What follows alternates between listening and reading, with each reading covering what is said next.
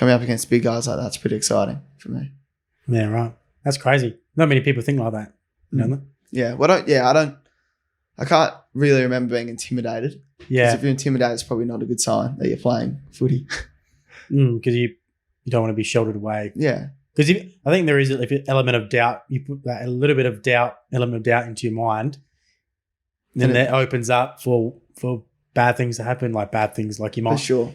100%. Like if you go into a stoppage 50%, you're probably way more likely to get injured. That's why I think I've been pretty lucky. So if you get that. Yeah. Because that makes a lot of sense. Because I guess if you're going to go into the ring and fight someone, it's probably I like to refer everything to a fighting because I think that's the most it's the most rawest of sport. If that's even a word. Like it's I think every sport has kind of is a dilution of what fighting is. Like fighting is like refer it back to a team sport. You got two teams, like one versus one, again putting them against each other, whether it's physical or non-physical, to end up testing each other's skill to get a result to see which team is better, right? Same thing with fighting. You got one fighter testing another person's fighting ability against each other.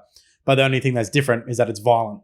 Yeah. Right? And you have to hurt each other to. Think about to get fighting victory, though. right? No one's going to fight if they got that mentality of going in like, I don't even want to fight this guy. Otherwise, that's just. And actually, some people have actually come out within the last 4 or 5 years who have kind of been in the UFC and that sort of stuff, and they've said that they've had this mental kind of towards the end of the career had this mental kind of epiphany that they didn't want to do it. Like one of the famous ones, Brendan Schaub. He's really good match with Joe Rogan.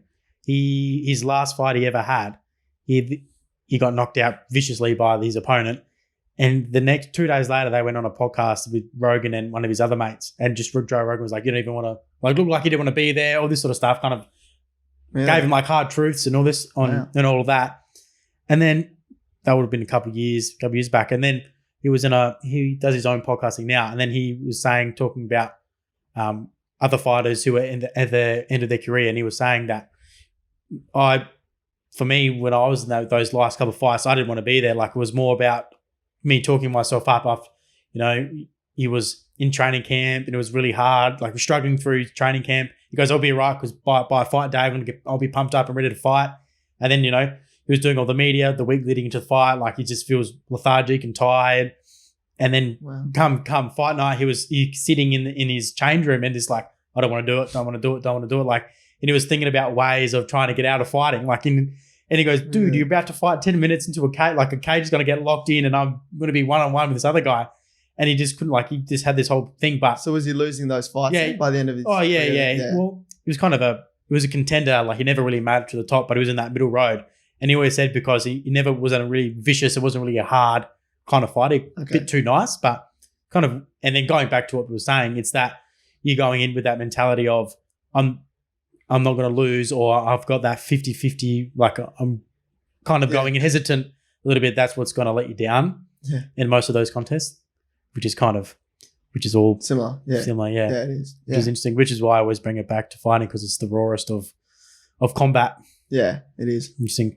Now, obviously learning forward, the craft, do you find it's a bit of benefit in your game because you got two positions you can play? Because we got so many midfielders now. So if I'm going to say if a forward goes down, then they can chuck me forward, small forward though, obviously. And then we can just chuck a new mid in because we got tons of midfielders now. So you need to know two positions. Otherwise you're in a bit of trouble if you peak like in and out of the team kind of. Yeah, right. You don't want to just be one position. Yeah, exactly. You're a bit versatile. Yeah. Which is why as well, like you said before, you want to be super fit, but you want to also get a bit of strength under you, but as well, because you don't want to be super quick and always get hit hard and be sore and all this sort of stuff. You have a bit of strength behind you. Sure. As well. Do you think? Well, who's been number one? Well, not number one. Who's been probably the most influential midfielder who's helped you or most influential person? Keep it football related. So the most influential person in your football career that's helped you kind of develop your skill and develop your midfield craft. It's a tough one because there's been so many people help me. Wow. That is a hard one. That's have an answer for you right now. Let's go with, so obviously we've got a few new recruits we've got this year, like especially the midfielders. Yes, Scully. Because he's a great leader as well. He's brought that to the club, and he's helped me a lot. Especially, I thought I was quite professional, and he's kind of ramped that up a lot more as well. So, but yeah, he's taught me a lot of the craft in the midfield. Also, Dottie's helped me quite a lot, surprisingly. He's very honest, which is really helpful.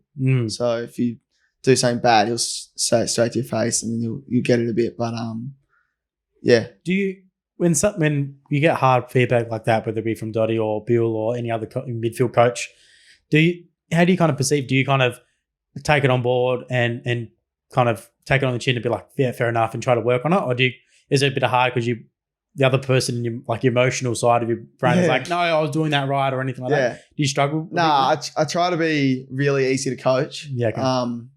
So basically, I try to listen to every bit of feedback I get, and I'll look at the vision and be like, oh, okay, yeah, I can see how I've done this. Like, then obviously I'll think in my position, like, oh, I disagree a bit, but I probably won't tell them. But I think, trying to be open-minded, I guess, is a good way to look at things. Because you don't want to. Because the last thing I want to do is because I think, like you said it before, you're always looking to improve and get better. And if someone who's obviously like a coach and senior member is giving you any type of feedback, whether it's good or bad, you want to try to reflect and take it on board. Yeah, you got to be able to take criticism, because that's the only way you'll get better.